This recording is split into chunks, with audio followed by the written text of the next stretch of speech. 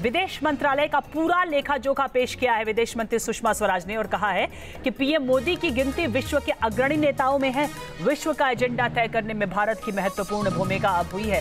3 सालों में विदेशों में फंसे 80,000 लोगों को निकाला गया है। तो विदेश मंत्री सुषमा स्वराज ने ये तमाम बातें अपने मंत्रालय का लेखा जोखा देते वक्त कही।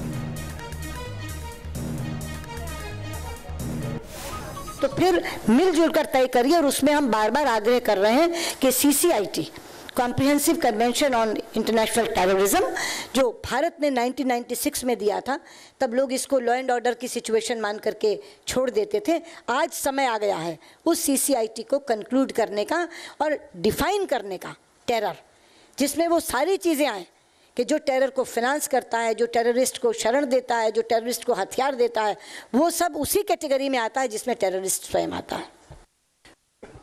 उमाशंकर। मैम, मैं उमाशंकर सिंह हूँ NDTV से।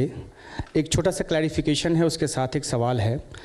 प्रधानमंत्री नरेंद्र मोदी जब दिसंबर में लाहौर गए थे तो क्या वो नवाज़ शरीफ की तरफ से आया न्योता था या प्रधानमंत्री मोदी ने खुद अपनी तरफ से बड़ी पहल की थी?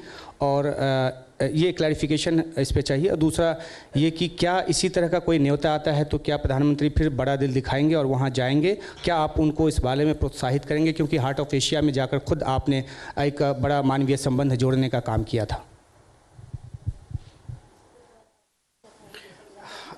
हाँ, ये तो पाकिस्तान से रिलेटेड सवाल आपने दोबारा पूछ लिया। इंपॉर्टेंट सवाल मैं दे देती हूँ जवाब। देखिए, जहाँ तक आपने ये पूछा कि क्लैरिफिकेशन चाहिए कि बुलावे पे गए थे कि अपने आप गए थे, मैं आपको बहुत साफ बता दूं, जब प्रधानमंत्री काबुल में थे 25 दिसंबर को प्रधानमंत्री नवाज शरीफ का जन्मदिन था। उन्होंने उनको बधाई दी थी। उस पर नवाज साहब ने कहा कि आप काबुल में हैं और दिल्ली जा रहे हैं, लाहौर रास्ते में पड़ता है, क्यों नहीं आप लाहौर आते? मेरा जन्मदिन तो है ही, मेरे घर में मेरी बेटी का एक फंक्शन भी है, बेटी की बेटी यानी नाती का रोका था, मिलनी जिसे कहते हैं, तो उन्होंने उसको ऑनर किया था और उसके लिए गए थे। इसलिए ये कहना कि वो अपने आप उड़ के चले गए, बिना किसी के बुलावे पे चले गए, ये सही नहीं है। तो ये क्लैरिफिकेशन आप ले लीजिए कि बधाई का, जन्मदिन की बधाई का जो संदेश दिया था उस पर उन्हें ये बुलावा दिया गया था।